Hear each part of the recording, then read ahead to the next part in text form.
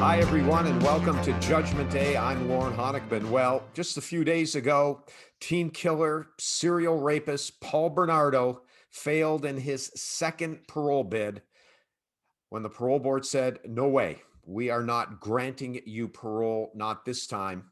And it came after some pretty heart-wrenching victim impact statements from the Mahaffey family, from the French family. And in fact, the parole board, if I understand the timing, took only about an hour before they denied Paul Bernardo parole. And of course, this was the second time.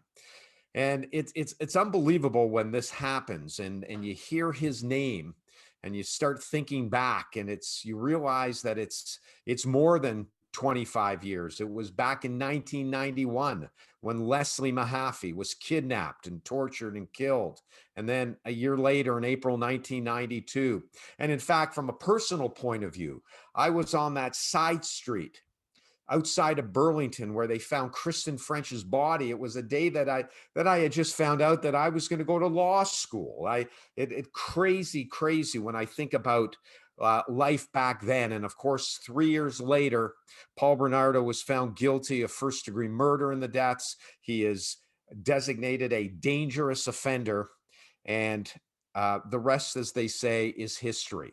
But his parole hearing raises a lot of issues. It raises issues as to what do we do with people like Paul Bernardo from a parole point of view, especially when they have this designation of dangerous offender. And what about the time periods in between when someone can apply for parole, and how gut-wrenching it is for the families. Well, let's bring in the person who has been with the families for quite some time now, representing them through many different legal proceedings, lawyer Tim Danson. And Tim, welcome to Judgment Day, and thanks for joining me today. My pleasure. Let's talk about what it was like a few days ago at the hearing. Just again, I guess it was no surprise at the end of it all, but I suppose you tell your clients you never know, correct? Well, that's true. If I was on your show as an independent legal expert, I would say the chances of Paul Bernardo getting parole are somewhere between 0 and nil. But when you have the responsibility as counsel to the family, as you know, as a lawyer, it's a very different feeling. You don't take anything for granted. You're not complacent. We prepare as best we can. Well, obviously the families were relieved, but it is just the most gut-wrenching experience for them. I think Donna French expressed it perfectly in her victim impact statement when she said, "No sooner is the ink dry on my previous victim impact statement than I'm called upon to do another." And it just brings all the memories back. And these families spend so much time trying to manage their pain and anguish over the loss of their daughters, and in the way they were murdered by Paul Bernardo. Right. And then they get to a point where they kind of have it managed. Then you have these parole hearings, and it sets them back, and it's tragic to see, but because they're wonderful people. Yeah, and I remember reading them a couple of days ago. They were reproduced so everybody could see it, and I think it was Leslie Mahaffey who said that she used the words he was incurable, sadistic psychopath, and Doug and Donna French talked about the evil dark cloud, and it does, and it brings back obviously. For them, it must. I can't even think about what it must be like. But let's talk about the fact that Paul Bernardo not only was going into this parole hearing, his second parole hearing, as someone convicted of multiple counts of first-degree murder, but he's also going into it as someone who's been designated a dangerous offender. And let's talk about this, Tim, about how maybe this puts him in somewhat of a unique category, or does it? Well, it should, and I've always argued unsuccessfully with the parole board that someone like Paul Bernardo should have a bifurcated hearing. That is, he's been declared a dangerous offender. As we all know, the criteria to designate someone a dangerous offender is very high. And the Crown has to prove the dangerous offender designation beyond a reasonable doubt. So it's a very high threshold.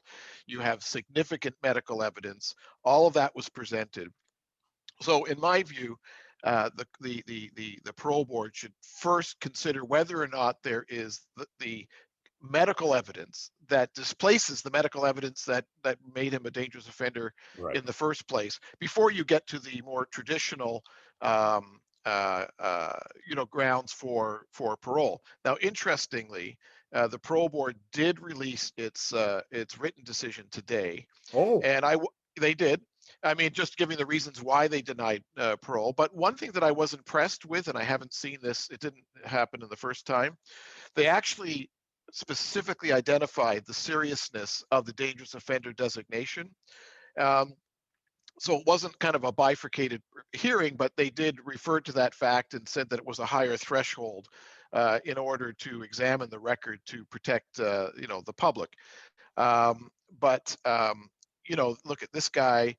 Is as the evidence before the parole board shows, as the evidence showed before Justice Assange, the trial judge, right. this man is a sadistic, sexual predator psychopath, and there is no cure for psychopathy.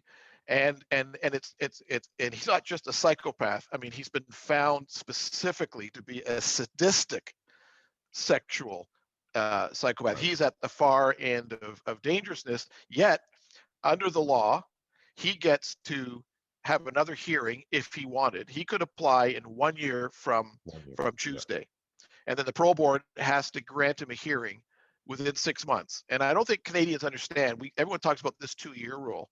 Well, it's actually by law a year and a half that he can apply, and but these offenders don't apply right on time, and Bernardo himself has delayed his own parole hearing a bit. That's why we got 2 years 8 months, but the law is every year and a half, and that's just crippling for the Let- families. And let me ask you something, because it's interesting. You talked about the evidence and what the parole board relies on.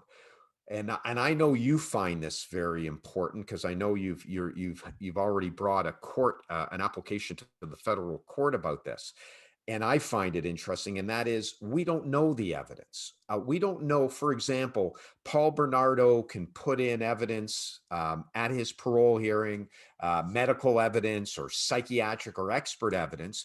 But unlike a criminal trial, unlike a trial, you don't get to see that, do you? The family has no idea, and the public has no idea what that evidence is. Right. And so we had brought what was in the federal system, access for information request for the records that Paul Bernardo was relying upon to be relieved of the consequences of his actions in his life sentence.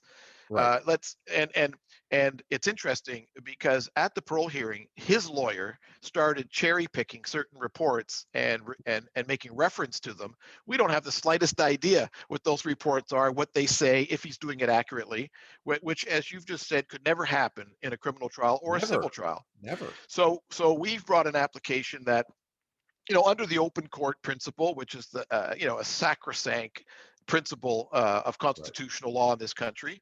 And we say that the parole system is an integral part of the criminal justice system, and a parole hearing, which is the public hearing, should be as transparent as the rest of our justice system. That decision's under reserve. But to give you just another example, because it is open to the public, it's circumscribed by room in the parole rooms. We did it by Zoom because of COVID. But when part of our application was that the audio tape of the parole hearing should be made public. Right. And what's the response to that? The government says, and what does Paul Bernardo says? You can't have the audio recording of my public parole hearing because it'll breach my privacy rights.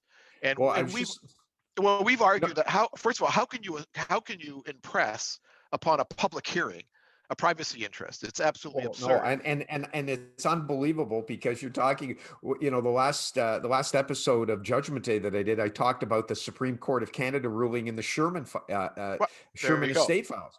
And the whole hearing talked about the open court principle and privacy and how it trumps it. And here you are in a parole hearing of a convicted murderer who's now trying to rely on medical reports or whatever he's relying on, and you can't. And when I say you, I'm talking about all of us. The public can't access that. There really is a disconnect there. It's pretty significant. The Sherman case was perfect. I mean, it came out just a week ago, 2 weeks ago Right. today, Yes. Yes. and we've actually sent it to the to our judge, because our case is under Oh, reserve, right, right. Yeah, here's and a so new and case. Yes. and on the consent of all parties, Your Honor, this is a relevant case. You should look at it, Yeah. and I'm sure she already did. Sure, it was pretty public, but the other thing that becomes really 2 points that are important, why on the audio tape, why it should be public. Paul Bernardo had a prepared speech. Really, I mean, it went on, 40 minutes, 45 minutes, and he had his paper and he was all set. Like, this was entertainment for him. And he had this whole rant and he went on and on and on and on, and he became Exhibit A. And I'm telling you, Lorne, if the public had access to just the audio, listen to the tone of his voice. He talked about his crimes against my clients like normal people would talk about the weather, and it's chilling. And the public has a right to hear that. They have a right to judge the system itself. This time, Right. thank God, in our view, the pro board did the right thing. What happens in 10 years from now? Like this stuff should be public, and the public has a right to Yeah. evaluate the parole system itself. And the other thing he did, which was shocking, was that he said that because of his being in, he called it solitary confinement, we call it protective custody, and there is a difference between the two. He said because of the lack of human contact, his rights under Section 12 of the Charter of Rights and Freedoms, that his rights to, that this is cruel and unusual punishment for him to be in protective custody. And my response to that was, geez, Paul, I don't think you should be treated cruelly. So the families will more than happy consent to you being transferred into the general prison Yeah. And population, that would be and the you'll end have of all Paul Bernardo. and you'll Yeah. have all the human contact you want. And maybe Yeah. we should see if you can integrate within the general prison population before we integrate you with the public. Yeah. So, Yeah. I mean, I'm being facetious, of course, Of but course. with Yes. knowing what, and unfortunately for someone like me who has seen too many times the videotapes, thank God we destroyed them after all his appeal options were dismissed, and to know, and they stay burned in your head. And this guy's talking about cruel and unusual punishment to himself, when this guy engaged in a sadistic brutality and cruelty that is unspeakable, is quite frankly breathtaking. And as I listen to you, and of course, everybody, I don't think there'd be one person who would be listening or follow this that would go, oh, geez, maybe you should have gotten parole. I think what most people say about parole, Tim, is, and this is, and I can't say whatever. I'm hazarding a guess that people would say, why are we even giving the Paul Bernardos? I know the Constitution, I know the law says they're allowed to have a parole hearing, but it almost speaks to the futility that it's an exercise that, like you said before, right off the top, it was 0 to 0 chance that he would ever get parole. Why do we do this? Why do we put the families through this if at the end of the day it's going to be meaningless? I mean, his own parole officer, if I understand, testified at this parole and said he shouldn't get parole. Just to allow that 40 minutes, as you just said, for that person to do what he did. Yeah, I appreciate that, but as lawyers, Lorne, we both know that there are constitutional principles and values that we all live by. But it is important to understand that, thank God, that the majority of federal inmates are not people convicted of first-degree murder and have fixed sentences. And so parole makes sense because they're going to get out anyways, and we need to have a Yes. decompression period to reintegrate them to manage the risk. But life, when someone is convicted of first degree murder and sentenced to life imprisonment, life means life. It's a life sentence, but you have eligibility for parole after 25 years. So taking into account the constitutional principles which would require us to have parole, my view is, I've been shifting on this a little bit, but my current view is that um, that once he's had his first parole hearing after 25 years, then he should not be, people convicted of first degree murder, and particularly those people who've also been designated dangerous offenders, should not be eligible for another parole hearing for, I would say, 10 years. I once said 5 years, 7 years, but I've actually moved on this, given the spectacle that we saw and the agony that my clients go through. I would think 10 years. And if, like we have with the faint hope clause, if the offender can come up with some, some medical breakthrough therapy, whatever it may be, that they could bring an application to the parole board, like we do with faint hope, Right. which goes before a single judge, superior court judge. And if you have, some compelling evidence that the judge thinks or the parole board thinks that is worthy of the parole board's consideration, then you can bring that parole hearing up and have it earlier. And I think that would cover off all the constitutional principles. But other than that, they shouldn't have it, every 2 years. It should be every 10 years. Right. And I think that maybe someone will say it's 7.5 years or 7 years, but definitely not what we have now, because it is a true re-victimization of the victims that it really does have to stop. It's inhumane. And I don't I hear you, and I think everybody will agree with you, but unfortunately I don't see any government coming in and passing some sort of legislation to stretch that, except perhaps in the Paul Bernardo cases, where you have both a first degree murder conviction coupled with the dangerous offender designation. And maybe those cases, maybe they are so few and far between, thankfully, that maybe that particular offender shouldn't get consideration every 2 years. Right. And to your point, maybe it should be 10 years, because thankfully, how many Paul Bernardos are there in the system right now, with both those sentence and designation? Right. And ironically, under the law, which this, will shock a lot of Canadians, that Paul Bernardo actually gets a benefit for being designated a dangerous offender, because under the law, if the offender doesn't apply for parole, and they do, but if they don't, under the law, and if it's an act of violence, then by statute, the parole board must convene a parole hearing within 5 years. But if you've been designated a dangerous offender, the dangerous offender provisions of the criminal code say that you must have a parole review every 2 years. So ironically, the dangerous Okay. offender in Paul Bernardo's case gets, instead of 5 years, it's 2 years. It's insane. Unbelievable. And I don't think people appreciate that. I mean, people need to understand that, and it's easy to fix this. There's a lot of people designated dangerous offenders who have not been convicted of first degree murder and sentenced to life. So that's why that rule applies. But clearly, if a person who's designated a dangerous offender who's murdered can't get a benefit for that, and that's what the law presently has, which is inexplicable, to say the least. Well, you gave us some breaking news on Judgment Day, that you're in the possession of the written ruling from the parole board. I'm sure we'll all get to see it. I hope they make that public. Yeah, Yes, maybe I. Oh, yes, good. Okay, so we yeah. do You get to see. you can go to the parole board website. It'll be posted today, and you can read it for Okay, yourself. all right. It's an interesting read. It is, and I'm sure it is. Well, listen, Tim, I appreciate you joining me, and I guess for you, it's interesting in our lives as lawyers, and we have clients, and that client has been a client. Those clients have been a client of yours for a long time, and you come back with them each and every time, and of course, you're right there to watch them live through this, and it must be agonizing, and you give them so much credit to be able to even do that. I mean, they could take the position, it's okay, I don't want to go there now, I'm not going to do that, but they do it. They're stoic, and I just shake my head when just so much respect for those two families. Yeah, Unbelievable. tremendous strength, and they're there for their daughters. That's where they get their strength.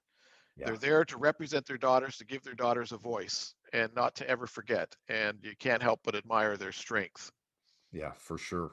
And we'll see what happens. I'm going to be really curious to see what the federal court does with your application, and Yeah, how important that will be to open up that parole system yeah. to the Clearly, public. clearly that one's going all the way to the Supreme Court of Canada.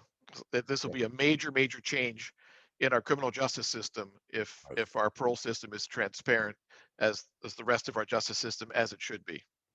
All right, Tim, thanks so much, man. We'll talk to you soon, I know. Uh, yes, we will. Well, nice. Thank you for having me on your show. My pleasure. Tim Danson. And he, as I was saying before, has been with the families as counsel throughout when he first got involved with them, and of course through the years he was front and center in the application to get those tapes destroyed. A lot of people, by the way, and I didn't even get into it with him back then, and were felt that shouldn't have happened. That was part of a court record that should remain. That was a whole other argument. But as far as the argument that he had put before the federal court, I don't think anyone should disagree with it. It'll be really interesting to see how the federal court rules on that, because it is quite incredible that parole hearings, especially high profile parole hearings, and do they get any more high profile than Paul Bernardo, that we can't see it. We don't have access to records. We don't have access to a lot of the evidence because Mr. Bernardo's privacy rights somehow trump that. And I think in light of that Barry Sherman case that we talked about a few weeks ago from the Supreme Court, that may rule the day, and we'll see what happens. But again, every time that name comes into the news, comes into the public psyche, Paul Bernardo, it raises so many feelings and so many memories for anyone who remembers and lived through that time in that particular awful situation. All right, well, that's this edition of Judgment Day. Thank you so much for joining me, everyone. Until next time, I'm Lorne Honickman. Bye.